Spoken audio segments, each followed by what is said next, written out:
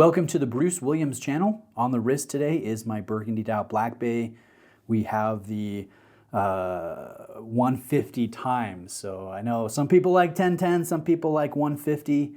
We have the aesthetically pleasing time on the wrist right now. Jubilee bracelet, T-fit clasp, all of the goodies, Meta certified, heck of a watch. And I'd like to showcase a few watches that I'm going to be reviewing here very shortly. So we'll do an unboxing of sorts today. And here we have the first one, the Tudor Monochrome. So it's essentially exactly the same as my Meta certified Black Bay, but this is the all black color configuration with the slight sunburst type of effect to this dome dial. And then obviously there is the desaturated lume, which really changes the look when you compare it to the gilt tone of my Burgundy Black Bay. So this one does not have the 5-link. This has the oyster style, the stepped oyster style with the faux rivets on it. This has the brushed center portion of the clasp as opposed to the high polish that's found on mine. Heck of a watch. Really like this one. And I don't regret buying my Burgundy. I had the opportunity to buy either one, and I went with the Burgundy just because I liked it a little bit better, but the monochrome is hard to beat.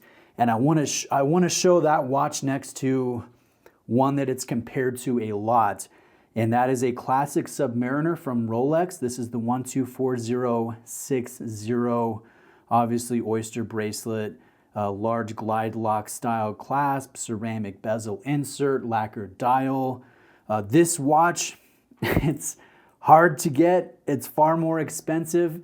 And there's an argument to be made that this offers just as much watch for thousands less at retail, and it does not carry the same type of, how would you describe it? The quote unquote baggage that a luxury brand like Rolex carries. So we're going to do a comparison between the two because this Tudor, it offers so much. I still think, personal opinion, I still think the Submariner's the nicer watch.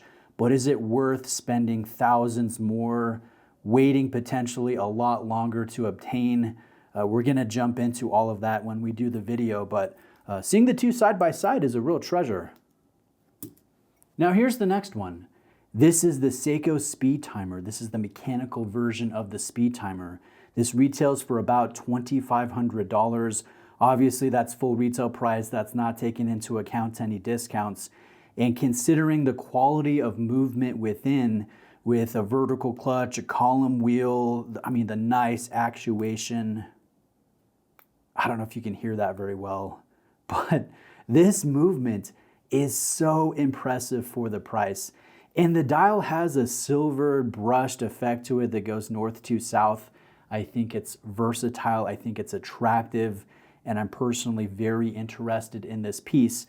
Now, not only that, but I also have the solar Speedtimer just to do a quick side-by-side with.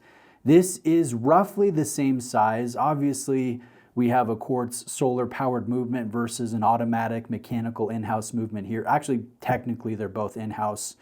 So this one's far more affordable, and check this out. Pretty solid. A lot more rattly, if you can pick that up with the microphone. Generally, when you're spending a lot more on a watch, you expect a lot higher of a product in every aspect. And I would say for the most part, that's true, but not with the feel of the bracelet. I think actually the more affordable Speedtimer has a more solid feeling, more comfortable bracelet. And we'll jump into all the differences when we do the full reviews and comparisons of each watch. But I think those ones are also an interesting comparison, just like the Rolex and the Tudor are. Now I have a couple other watches. Here is another new release. This is a new colorway for the Seiko Marinemaster. There is an upgraded movement that you can see beyond the sapphire crystal. Nice bracelet design.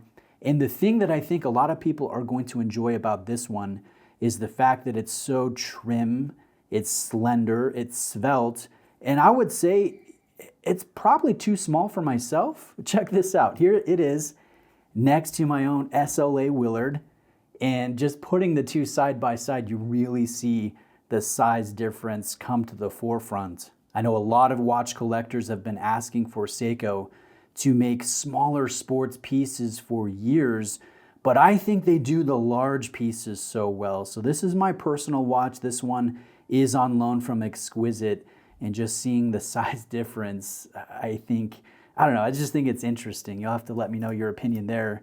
And of course, if there's something you would like to see me cover in more detail when we do the full reviews, just let me know in the comment section, or you're welcome to send me a private email and I'll do my best to include that. I just want to give you guys some more information.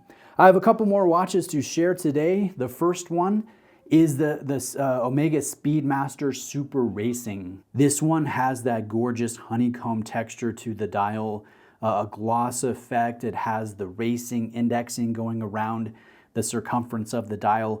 And then this also has the ceramic bezel insert. It is a showstopper when it comes to the light play, the subtle light play. It's not in your face in the same way that a Pogue color scheme is, but when it comes to the details, when it comes to the reflections and the surfaces, this one is very intricate and I think it is beautiful. And I'm a fan of the 2-counter larger Speedmasters, having reviewed the stainless steel racing, having reviewed multiple of the exotic ceramic versions, of which I'm a huge fan of. So this is going to be fun to kind of delve deeper into. It's a new release from the Swatch group. Now, rounding out these watches, I have one that I've personally owned before, but it's been fun to revisit another loaned example from Exquisite Timepieces, this time on the factory OEM black rubber strap that's fitted. I bought mine on the bracelet, so seeing this one on the rubber completely changes the look, and I think adds to the black that's obviously found in the ceramic bezel insert and makes the white, the ceramic white dial really stand out. And I like that. I used to be of the opinion that when you buy a Seamaster, you have to buy it on the bracelet. There is no other realistic choice. But the longer that I've considered this awesome model, of which I've owned several different colorways, the more I think maybe the strap is the way to go over the bracelet, or perhaps the mesh, the OEM mesh that you can order. They're expensive. I will say the rubber strap and the mesh are expensive, but the taper, the quality, the feel, how it changes up the look of the watch without adding to the weight and the bulk that the standard bracelet does, I think this is very compelling. So guys, this is just a sneak peek at some upcoming videos. We've got Omega, we've got Seiko, we've got Tudor, we've got Rolex. I appreciate you watching this video today. If you get things out of my, my frequent watch content, I'd encourage you to like and to subscribe. Those two things really help me out. They help me with the algorithm. They help me reach new viewers. So if you could do that, I would really appreciate it. Thanks.